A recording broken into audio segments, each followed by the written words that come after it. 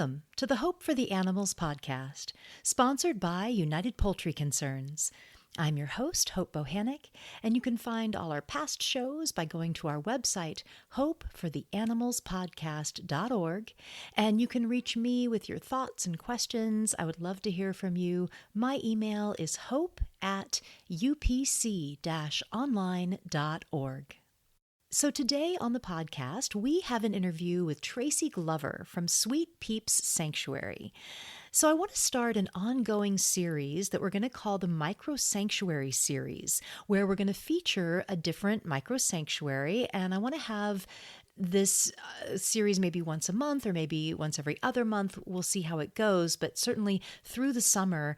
And I've just been enchanted and fascinated by the microsanctuaries on social media and Facebook. And Tracy's going to talk a little more about what a microsanctuary is, but it's basically rescue of animals, and not necessarily farmed animals. It could be any animals, really, but this movement is mostly around farmed animals, and it's really rescue on a smaller scale. So doing it just in your backyard or on a smaller piece of land, and being able to give more individualized attention, maybe animals that are more in need physically or emotionally. And like I said, I've just kind of been enchanted by the online presence and stories of the chickens and their sweet shenanigans all on Facebook and social media. So I thought it would be fun to feature some of these wonderful sanctuaries and have them talk about the microsanctuary experience. And we're going to start today with Sweet Peeps Sanctuary. But first, I want to do a film review briefly, hopefully, on the Netflix documentary Seaspiracy. There's a lot of buzz around this film. You've probably seen the logo or heard about it, and I hope that you watch it if you haven't already. I want to offer some thoughts on this movie, Seaspiracy. So I don't know that I really need to give a spoiler warning if you haven't seen it. For the most part with documentaries, I think you kind of know going in what you're getting into or what it's about. But I am going to get into some of the detail, probably not too much, but some possibly. And I also want to give a content warning. If you haven't seen the film yet, there are numerous places in the film where there is graphic violence against marine life. So just be aware of that going in. So Seaspiracy is, of course, kind of a follow-up to Cowspiracy, the film from 2014 that was very popular. But this one, of course, focuses on marine life and ultimately fish. But the film really kind of takes you on a journey to get there. I think it's a good length. It's an hour and a half. I generally like documentaries to be shorter rather than longer, but I was entertained the entire time. I think that there was even more suspense and intrigue than Cowspiracy, and there was this whole like action movie part where they went out with Sea Shepherd on their ships, cracking down on illegal fishing. And if you remember the TV show Whale Wars that featured Sea Shepherd, there's this segment in the film it's fish wars. It's got that same high adrenaline action footage. So it wasn't just your typical boring documentary with talking heads. There was certainly a story happening. There was action. So the hour and a half went by pretty quickly. It didn't seem to drag. And one more thing I'll say about the overall feeling of the film, and then I'll get into the story and some details. But it was just, it was so validating to watch. As a 30-year vegan who has researched and talked about the fishing industry for decades, they were saying things and citing studies that I have been screaming into the void for decades. It was just so confirming and satisfying to have this film that is it's like in the top 10 on Netflix around the world. It's been in the top 10 in the UK and Ireland and Hong Kong and Croatia and Singapore and Switzerland. I mean, all over the world. And having it say all the things that vegans have been saying about the fishing industry for so many years, it felt so good. It was really validating. So Kip Anderson was the focus of Cowspiracy, and he was a producer on this film. But this one is focused on another filmmaker, Ali Tabizi, I believe is how you pronounce his name. And he goes on a similar journey that we saw Kip go on in Cowspiracy, where he's concerned about the oceans, so he is picking up trash on the beach and he's avoiding straws and doing all the things that the environmental groups tell you to do. But as he's digging deeper into the issue, he discovers the bigger, more impactful fishing industry is actually doing way more damage. But it takes kind of a while to get there, and I think that was actually good. They started the film with cetaceans, with whales and dolphins. And I think they did this because people really love whales and dolphins. I mean, everybody can kind of agree that they love whales and dolphins. There's this connection there. And it's that thing where it's okay to care about wildlife, especially large, sometimes cute or beautiful wildlife like panda bears and polar bears, but we can kill chickens by the billions. And I think there's a similar thing here with the whales, but the connection to the fishing industry is so deeply entwined with what is happening to the whales and dolphins. So I think it was a good inroad to the issue. So they go to Taiji, Japan, where there is the kind of infamous Taiji dolphin slaughter, where they kill up to 700 dolphins a year. And that was the subject of another film called The Cove, a very powerful film in the early 2000s. And it was kind of disheartening to realize that this is still going on like 20 years later after that film that won so many awards and was so popular, that film, The Cove. It's just kind of sad to know that that is still happening and that film didn't actually change anything. But we learned there that for every one dolphin that's captured in this area and sold to marine parks, and they can be sold to up to $100,000 to marine parks, there's 12 dolphins that are just killed. They're just slaughtered. For every one dolphin captured, 12 dolphins killed. Why? The fishing industry doesn't want the competition for the fewer and fewer fish in the ocean. So they kill dolphins, so there's less of them eating the fish that they want to capture and kill and sell to humans. Then we learn that France kills 10 times more dolphins than Taiji, Japan, up to 10,000 dolphins a year in the fishing industry. And how they're killed is in the bycatch, the non-target fish that are killed in the indiscriminate fishing nets and the long line fishing. So when they're fishing for the fish that people are buying, there are so many other beings, non-target fish, as well as marine mammals and seabirds and other marine life that is killed in the bycatch, sometimes called bykill, because nobody comes out alive from these nets.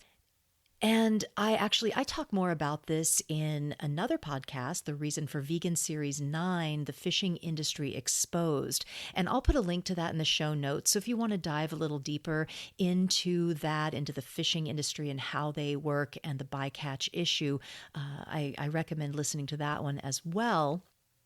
So then they get into sustainable labels like Dolphin Safe and that blue label that you maybe have seen called Certified Sustainable Seafood. It's a little blue label that's issued by the Marine Stewards Council, very popular label on seafood. And this is where they get into some of that, what critics call the gotcha interviews with environmental groups, where the representatives that they're interviewing are just kind of stumbling and squirming around these uncomfortable but very reasonable questions that Ali is asking about these labels. And They did this in Cowspiracy, and they really got criticized for it. But I don't like calling this gotcha journalism. It's hard-hitting, in-depth reporting, and it's asking the hard questions, which is good journalism. I mean, these people should be able to explain and justify and stand behind what they do. I don't want to reveal too much here because these parts are really eye-opening if you haven't seen the movie yet. The other thing that I learned in this section and I found really disturbing was that they talked about how there are people who are paid to be fishing observers, and they go out randomly on the vessels to observe and to make sure that whatever sustainable label is being put on the seafood that the fishing is being adhered to, that sustainable fishing is being adhered to. But what they uncovered was that many of these observers are paid off to be kept quiet about, what's going on. Others are killed. They're shot, thrown overboard to drown. I mean, it's terrible. So I was really shocked at this. And it seemed like groups that certify the seafood, the Earth Island Institute, the Marine Stewards Council, that they should be keeping track and protecting these people. I mean, they're paying these people to do this observation work. Shouldn't they, I don't know, be sure that they survived the voyage, make sure they're still alive? I mean, it's horrible. Yeah, that was just really absolutely shocking. So then they moved into plastics and plastic pollution in the ocean. And this is another place where I was just really cheering when I heard the information that I, again, have been yelling to the empty rafters. They talked about how everyone is focused on straws and trying to get people not to use straws. But straws make up only 0.03% of the plastic pollution in the ocean. And in the Great Pacific Garbage Patch, that floating island of plastic trash between California and Hawaii, 46% of that trash, almost half of the trash, is fishing gear. It's ropes and nets and floats, all from the fishing industry, all plastic. The ropes that they use for the nets, they're nylon, and nylon is plastic. So again, just so validating. It's so frustrating to not have plastic pollution organizations talking about this. Something else that they covered that I was kind of surprised to see them talk about, because honestly, I didn't think anyone else knew about this other than me and the people that I've talked to, the people that have come to my fish talk, and of course the scientist who discovered it. But they talked about how fish waste absorbs carbon from the atmosphere, making the entire ocean a carbon sink. But because we have depleted the ocean of fish, it's hastening climate change because it has reduced the amount of fish waste and therefore reducing the ocean's ability to absorb carbon. So I was really, really happy for them to reveal this, to talk about this. It's so critical. So the part where I feel that I learned the most was the section on human slavery in the industry. I knew a bit about this. I knew it went on, but I didn't know the details, and they really dug in, and it was awful. They had firsthand accounts, actually, from Taiwanese men, and it was just heartbreaking what they had gone through.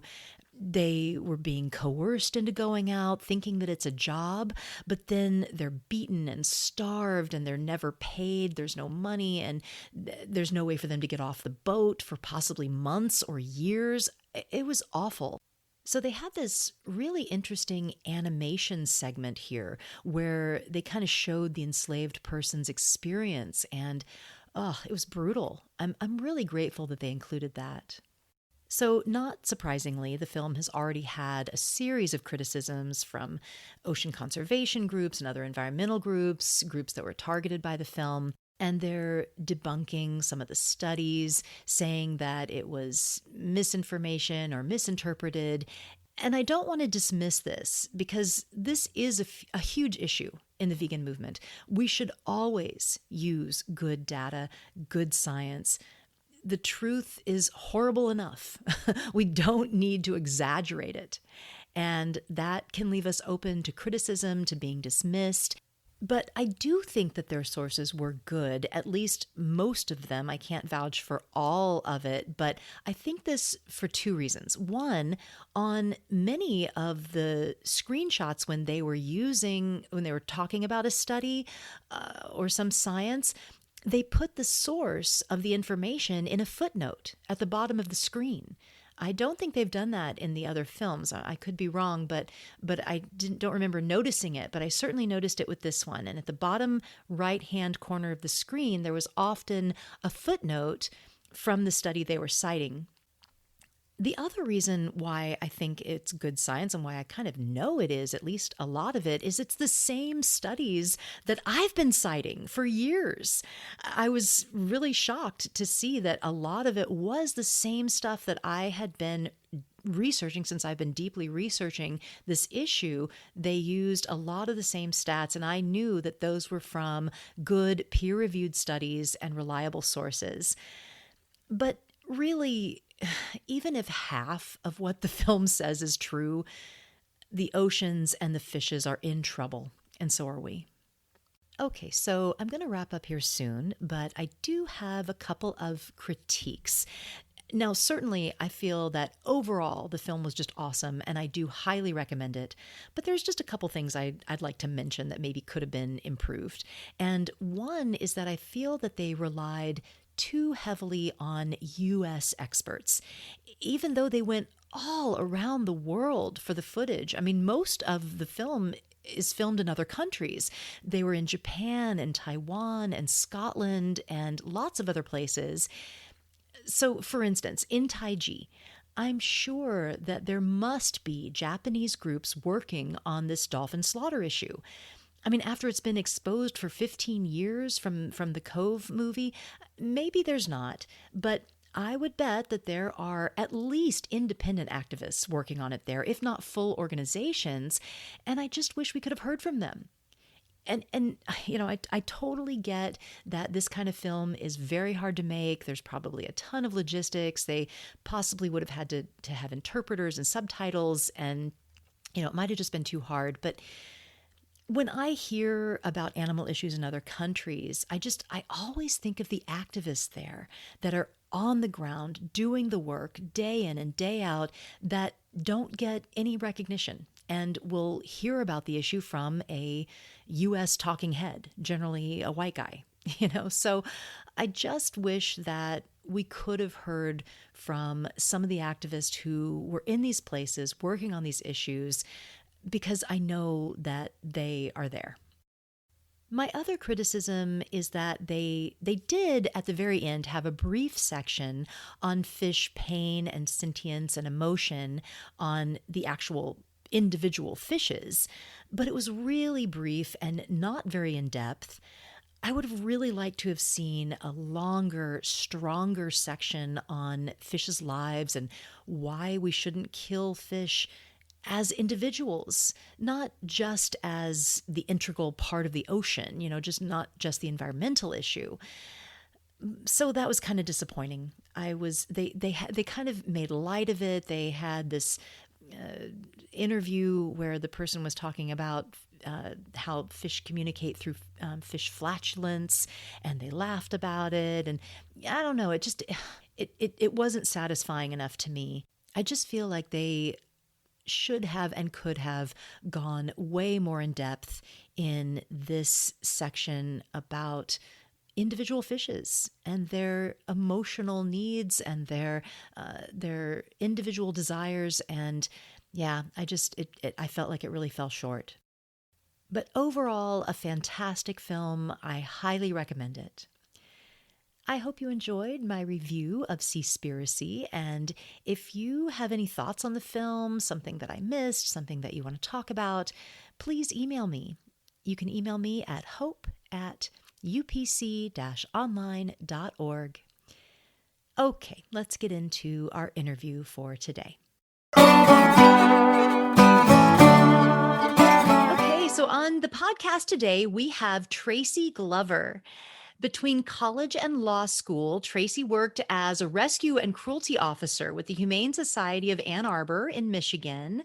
And during law school, Tracy focused on international refugee law. She practiced law for 8 years before traveling to India to study yoga and meditation. Then in 2010, Tracy moved to Mobile, Alabama, where she created the vegan meal delivery business, The Pure Vegan, which she ran for 8 years. And then in 2014, she co founded the intersectional animal rights group Awakening Respect and Compassion for All Sentient Beings. And their acronym is ARC, ARC. And she is still the executive director of ARC. And Tracy's the author of the book Lotus of the Heart, Living Yoga for Personal Wellness and Global Survival. And then in January 2019, Tracy adopted 8 chickens that were rescued from the meat industry, which led to the creation of the Sweet Peeps Microsanctuary that's located in Lillian, Alabama, and is currently home to 16 intelligent and unique chickens, all of whom have been rescued from animal agriculture. So we are really excited to have her here today to talk to us about all that she's doing. Hi, Tracy. Hi, Hope. Thank you so much for having me. Of course, of course. I'm glad you could take the time. And I would love to start with a little about you. I mean, just tell us what your origin story is, your superhero origin story, and why did you go vegan? When did you go vegan? What got you into activism? So tell us about the history and your backstory. Okay. It's always funny to try to synthesize, a life into a discrete little story. But I guess, thinking about sort of where the person I am today came from, I have to just start with, like, as a kid, I grew up in a house full of animals. My parents were divorced when I was little. They're both animal lovers, but my dad was really the, like, crazy cat man. I don't know. We just had a menagerie always. I was just always surrounded by non-human animals. Growing up, we had cats and dogs, bunnies and fish and snakes, and was just always surrounded by non-human animals and always really loved them. When I was about 16, somebody gave me a PETA flyer or booklet or something. And I think that was the first time I really thought about animal agriculture and possibly going vegan or vegetarian. And my dad and around when was that? So I was about 16, which would have made it, oh my gosh, math on the spot. Just like the 90s, probably. Yeah, like late 80s, early 90s. And really, as like a follow-up, I guess, to that, I soon after that, I read Peter Singer's Animal Liberation. So my dad and I both went vegetarian at that time. Sadly, I did not stay vegetarian. And, it's that thing, I think the only thing vegans regret is that we didn't do it sooner. I definitely am, sorry that I didn't stay vegan at that point. But I also think, in some ways it helps me understand where people are at when I meet non-vegans now and all of the obstacles and hurdles that people face. I think that when I first learned about the incredible cruelty of the industry, I was still, like, very naive in my belief that the purpose of government was to, like, protect the innocent, whether they be humans or non-humans. I just couldn't believe that the things that happen in animal agriculture were legal. And so in my naive young mind, I think after a couple of years, I just thought, like, well, if I know about this cruelty, then the government must know about it and they must have fixed it by now, because, well, how couldn't they? And, it was a little bit of a different time. It was really like pre-internet. It wasn't so easy to find out what was happening. Right. And it was a lot easier to bury our heads. So I bounced back and forth between vegetarianism and non-vegetarianism for years. But, it was always really an animal lover. And so in between college and law school, I worked as an animal cruelty and rescue officer for this humane society in Ann Arbor. It was such meaningful work that we were doing, but it was so minimal. And there were so many hypocrisies that I saw. Like, for example, I would be out doing rescues in the rescue van, and my boss, the executive director of the Humane Society, would page me on the emergency pager and ask me to pick her up like a cheeseburger from McDonald's. And I would be like, I'm out trying to get like an injured animal. And she'd be like, yeah, well, he'll still be there when you're done. Yeah, it was really, Wow. oh yeah. I mean, it's really an interesting look at shelters. It was like just a lot of different kinds of people who, and are able to somehow separate that there are just certain species that are worth our protection and respect, and others that are not. Yeah. Right. Yeah. I mean, and you just saw that there so glaringly. And of course that's our society. And then everything that I had been reading for those 15 years where I had been bouncing back and forth, it just all hit me kind of at once. Like, I was finally ready to accept the truth of it all, because I do think for a long time, what stopped me from going vegan was I really could not believe that we kill millions of baby chicks every year in the egg industry, and that baby calves are routinely stolen from their mothers in the dairy industry. Even the calves coming from farms that are quote unquote humane. I just couldn't believe that it was possible that this was all happening. It does seem so unreal, Absolutely. unimaginable. Yeah. Yeah. I mean, I still feel that, I still look at the world on a regular basis and just go like, how is it possible that that's the norm? It doesn't make any sense. Yeah. So you took this wonderful journey and you have finally reached a vegan conclusion. Yeah. Yeah. And I know that you've done a great deal of activism up into the sanctuary, but I'm curious and want to ask you about Sweet Peeps Microsanctuary. This is a microsanctuary that you've founded fairly recently, just been a couple years, right? Right. That's right. Yeah. So tell us about the sanctuary. How many chickens do you have? Where do they live on the property? And maybe tell us a little about the microsanctuary movement as well. Yeah, I would love to. It's my favorite thing in the whole world is to talk about these chickens. Good. I had known, I think, for years that at some point I wanted to rescue chickens, in part because, I knew that they were the most abused land animal on earth. So much of why I went vegan to begin with was because of the suffering of chickens. But in all honesty, until I took some in, to live with me, I didn't know chickens. Like, every time I had visited a sanctuary, I was more interested in visiting with like the large mammals than the chickens. And I just felt like I would be a better advocate, a better, vegan advocate if I knew chickens. And so I always knew that in the back of my mind, I wanted to take some in at some point. And I'm trying to think now. I guess it was January of 2019. That's what it says in your bio.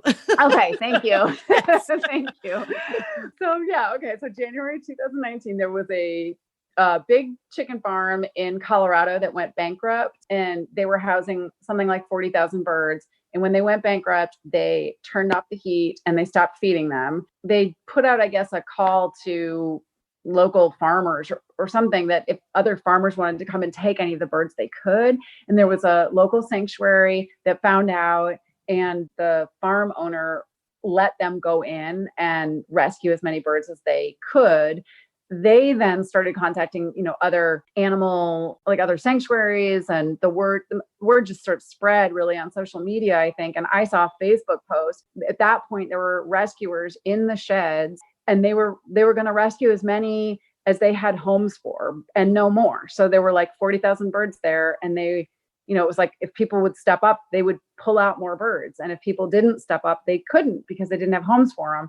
I just had like an old shed, like very spontaneously. I just decided I would take, I think I originally said I would take two, and then a bunch of a bunch of things happened, and somehow I ended up with 8. I had no idea what I was getting myself into. Honestly, I often will say I'm glad I had no idea how much time and energy I was going to need to take care of them, or else I don't know that I would have done it, but it was like the best thing I think I ever did. But you read online about caring for chickens, and everything from the backyard chicken industry will indicate that chickens are easy and cheap. Well, that's if you don't value their lives and you don't provide them veterinary care or worry about keeping them safe or giving them an enriched environment, it probably is cheap and easy to care for them.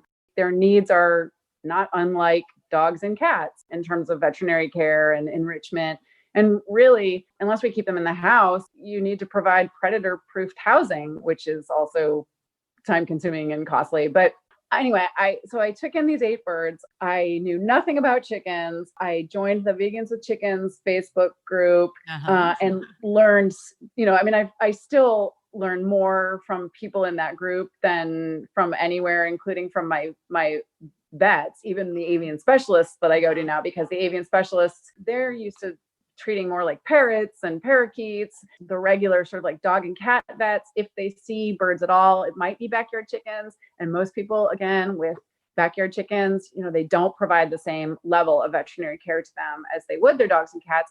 Also, so I think, I'm sorry I didn't update my bio, but I have 25 chickens at this point. Okay. Yeah. And I think the idea of the microsanctuary movement is to show that these species that are not generally considered companion animals or considered to be like worthy of our moral consideration, to care for them and show society how wrong our perceptions are about them. And so I think, like part of the beauty of the, microsanctuary is that you don't have to have a huge sanctuary with a lot of animals to have a large impact. You can, there are lots of like really great examples of people who are like, especially people who are very savvy, I think, with social media, and they might care for 1 or 2 animals of one of those really exploited species. But, through their social media posts, they're able to reach thousands and thousands of people and tell their stories. So humans categorize domestic animals primarily in 2 categories, friends and food. How do our speciesist views come into play when we're considering chickens? And of course, speciesism is when we consider one species more dominant or more important than another. What can we do to get people to see chickens more as companion animals and not commodities? Yeah. Chickens are the most abused land animal on earth, right? Because of the way that we perceive them. And so I think we have all of these misperceptions about them that allow us to treat them so egregiously. So, I think a lot of changing the way they're treated is about changing the way we perceive them. And, I think for the most part, people, they don't know chickens at all. And then there are all of these harmful misperceptions out there about them, like the idea that chickens are unbelievably stupid. That's a super prevalent misconception. And one thing, a little bit of a side note, but just, obviously, right, you don't have to be intelligent to suffer. And so I feel like I get into trouble sometimes if I make too much out of, how smart they are. Like, of course, that's not the barometer, right? It's the whole Jeremy Bentham. The question is not, do they think or do they talk, but can they suffer? But the fact is that chickens are smarter than we think, way smarter than we think. And they also, I just think too, it's like, we think about chickens. For one, we think about them as being stupid, and they're not. So correcting that by, I think, educating people about they're like different forms of intelligence. And it's that thing of we as humans, we compare all other species' intelligence to ours. And if it's like a different form of intelligence, then we discount it entirely. So, recognizing that maybe they have like different forms of intelligence, we tell our, we absolutely remove all personality from them. I think we think that they're not intelligent, and we group them as these beings without personalities. Of the 25 chickens that are here, each one has such a distinct personality. Like I can tell you about every single individual here, and they are all such different people, just like our dogs and our cats. So I think, it's like a combination of educating people about their actual intelligence and their personalities. Besides, and I guess, coming back to just their ability to suffer. And so sort of like, regardless of their intelligence and their personalities, like they're capable of suffering. But I think by characterizing them as being not intelligent and not having personality, somehow we think that means they can't suffer. And so I just think it's correcting all of these misperceptions. And this, again, I think is, part of the brilliance of the microsanctuary movement is that there's this opportunity to highlight individuals, and show people a combination of, who they really are, and then also show people how they can live, the contrast. A large part of why I went vegan was definitely seeing the cruelty and the deprivation and the abuse and, all the horrible things that we do to them in animal agriculture. But I think that the flip side of seeing what their lives can be, like seeing the alternative, seeing the dramatic contrast, and you see an animal living a beautiful, happy life. Like I'm actually looking outside right now, and I can see the group of, I can actually kind of see them all from where I'm sitting, but I can see the group of the Georgia tornado survivors, and they're all out in the sun right now, dust bathing and just like milling around with their friends. It's very basic. It's very simple. And it's beautiful. I would love to hear a story of one of your chickens or roosters, one that either maybe touched your heart or just had an interesting story, or one that you just want to talk about. Yeah, for one, I feel like, they all have such interesting stories, but we've touched a little bit on sort of like where the main groups, they all come from these horrible situations. But I guess maybe if I could just tell you a little bit about a couple that I think I'm closest to. Fanny, I don't really have like a particular story about Fanny, I guess, but yeah, if I could just tell you a little bit about Fanny, because Fanny is perfect and one of the best people in the whole world. Fanny came from that original Colorado group. She's one of the original 8. And when I got them, so I didn't say, but they were all, we send them to slaughter in the meat industry right when they're between like 6 and 8 weeks old. And they were just about that age when they were rescued. Even when they got here at 8 weeks old, they were pretty much the size of like a regular adult chicken, but they were babies. They were like 8 weeks old. They peeped, they sounded like babies. Oh. And probably, in part because they were so young and they were such babies, they would, Fanny in particular was just always by my side. Like, so when I first got them, right, they're all Cornish crosses, so they're all white. People often too, when they come visit the sanctuary, they're like, how do you tell them apart? When I first got them, I couldn't. Now I can tell them all apart by they have slightly different faces. They have different voices. They just have all these, different little characteristics. I can tell them all apart. But when I first got them, I absolutely could not tell them apart. They all looked identical to me. And I did at some point put leg bands, different colored leg bands on them so I could tell them apart. But even before I put the leg bands on, I always knew who Fanny was, because Fanny was just always the one who was like right at my side, wanting to, either like flying up into my lap or following me around. And so she's now like 2.5 years old, and she's the same. Like every time I go out into the yard, they all actually will come over to greet me, but she is always at the front of the line coming over to greet me. Just likes to be held. She buries her head like into my armpit, and I think would stay there for hours. I think the longest I've ever probably sat with her was like maybe an hour and a half before I just had to get up and go do something. Maybe like one more story. I'll just tell you really quickly about Simmy.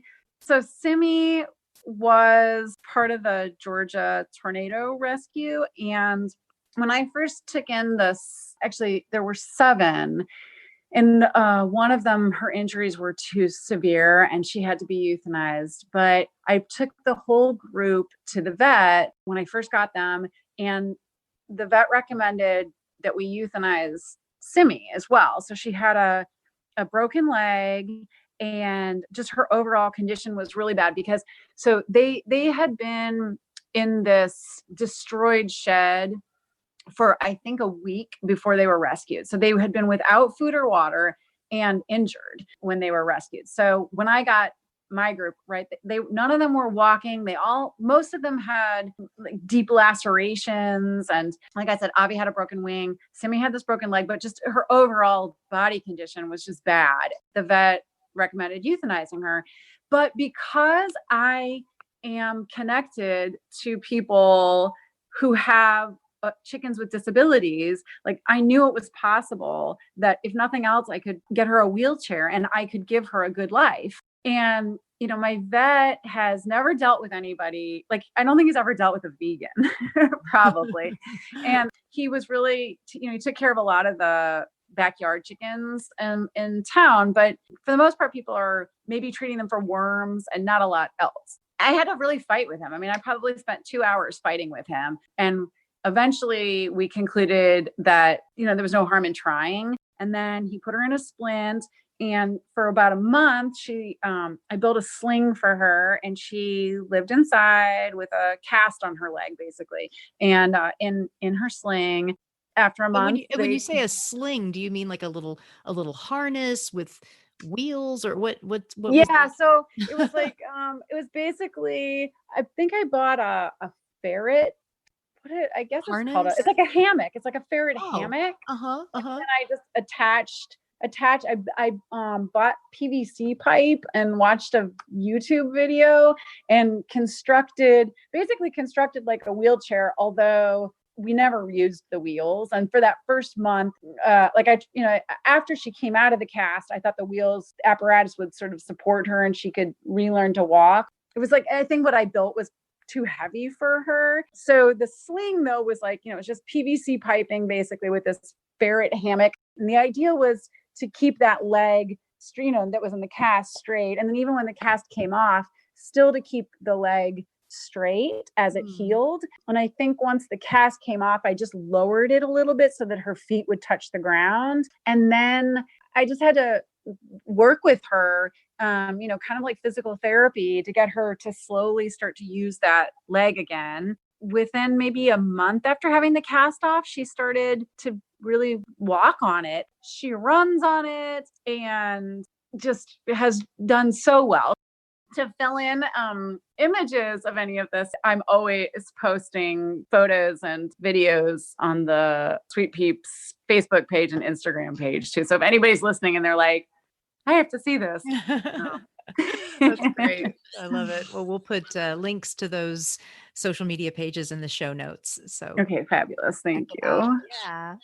So I want to switch gears a little bit and ask you about your documentary. You created a documentary called Until All Are Free, and it's 30 minutes long, and it covers a lot. It covers really all aspects of veganism, and even some that are more obscure, like aquaculture, fish farming. You go into the environment a lot. It's really very comprehensive and beautifully done. I will give just a bit of a content warning if anyone wants to watch it. There is some really kind of hard to watch footage, some pretty heartbreaking stuff. So just be aware of that going in. But I'd love to hear about why you made this film. Can you tell us about it? Yeah. I mean, I think I, like many animal activists, am constantly trying to figure out, just how to help and how to have as much impact as possible. I feel like I'm constantly trying sort of new methods, trying to figure that out, trying to figure out like what my role in the movement is. There's so many amazing documentaries out there that have had such an impact on me. I've always been drawn to film, and, I just think it's such an effective medium. So I just was at a point in my life where I was like, I want to do more, and I don't know what that should be.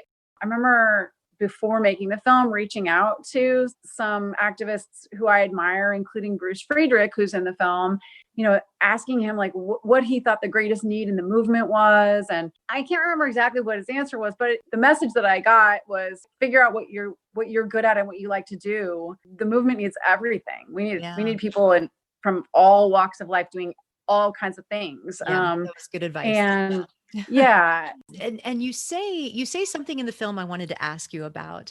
You say how before you knew chickens, that you were thinking and hoping that chickens were too stupid to feel or to have emotion.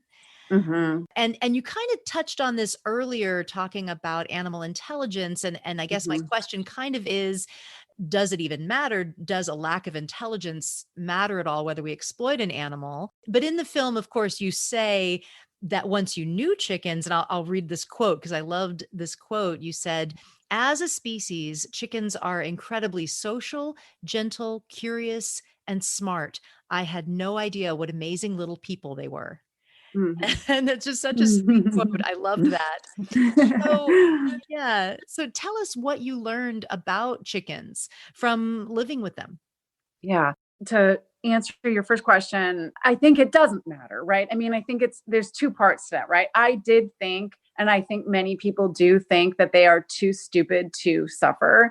And I think that there's a lot to unpack in that. Like, for one, I think, no, it doesn't matter, right? I mean, you don't have to be a highly intelligent being of any species to feel pain and to suffer. But the truth is, they are so much more intelligent than we give them credit for. And, not just intelligent, but yes, gentle and sweet and social. So, I mean, I just think that, before I got to know them as individuals, they were just very neutral somehow in my mind. I had never known one well enough to have any idea what their personalities would be like. And again, they're very much individuals. And I just, it's like getting to know Fanny as an individual, or Becky. Okay. So quick little Becky story. Becky is one of the Colorado rescues. She got to me with a compound fracture and had her wing amputated. She then slept inside for about a year. Oh yeah, she's featured actually in the documentary too. She loves being around me when I go out to clean the coops for her. She's also, she wants to be by my side, but she does not want to be held. Fanny really likes to be held and likes to have her head scratched. Becky, I don't know if it's from the trauma of what happened, whatever caused that compound fracture, or if there's still some sensitivity, or if it's just her. It's clear to me, like when I try to pick her up, she'll sort of like flex her one wing. So she's just like a little bit more shy. I think about Becky as like, she's one of the shyer girls, whereas Nunu is kind of bossy, but they all have these very unique voices. I can identify who's talking from the other side of the yard, in like unique voices that go with unique personalities. So I've learned so much. I mean, I think your original question was just like, what have you learned about chickens since you've had them? I mean, I just, it's like everything. And again, even as an activist, like I went vegan in part because of the suffering of chickens, but I had no idea. And so, now to think about like that the sheds and slaughterhouses are filled with individual people, just like my Fanny or my Simmy or my Eleanor. And I'm sorry to use that possessive, but it's like our loved ones. They are ours on some level. Like I'm very attached. I'm theirs as much as they're mine, So you have a series of webinars coming up with your organization that focus on chickens. So I'd love to hear about these upcoming webinars.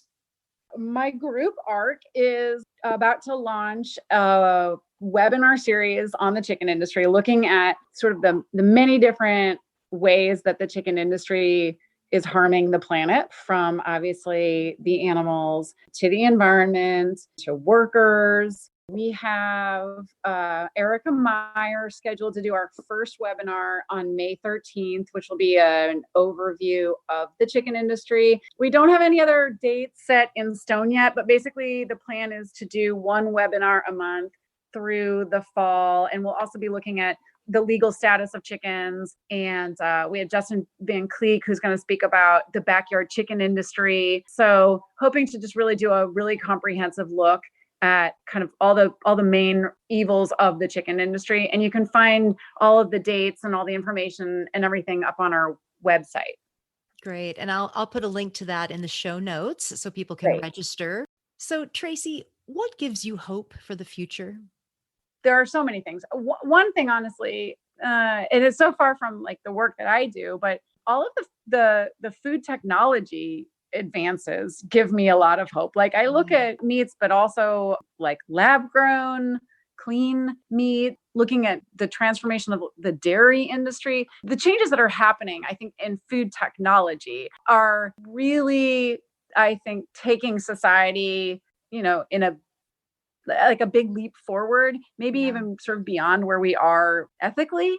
Like I think that there's so many moral and ethical reasons for us to eliminate animal agriculture. I see the food technology industry really taking us there in a way that does give me a lot of hope. And I guess I think it's like connecting the dots. Like, people have compassion, even though I think it's often just very, very buried. And people do want to save the planet. How could humans not want to save our one and only home planet? But I think our habits are so ingrained, and people maybe struggle with the practical aspects of giving up animal products. And so if you can give people the same food that they're eating, basically that they're used to, they don't have to change their habits, but you can completely eliminate animal suffering and environmental destruction, it seems that people will buy those products. So that's hopeful.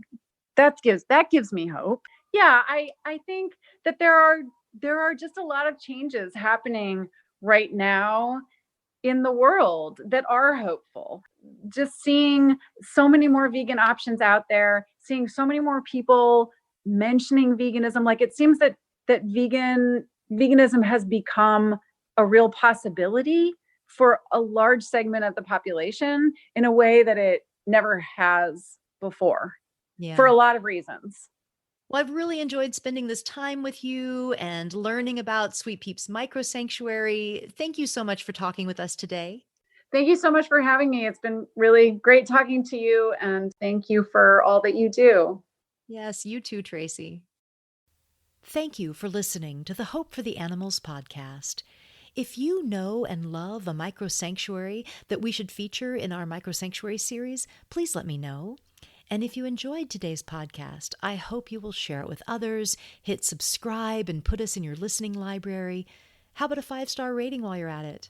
That helps us so much to reach more listeners. We really appreciate it. I hope that you are finding ways to enjoy life for yourself and preserve life for others. Please live vegan.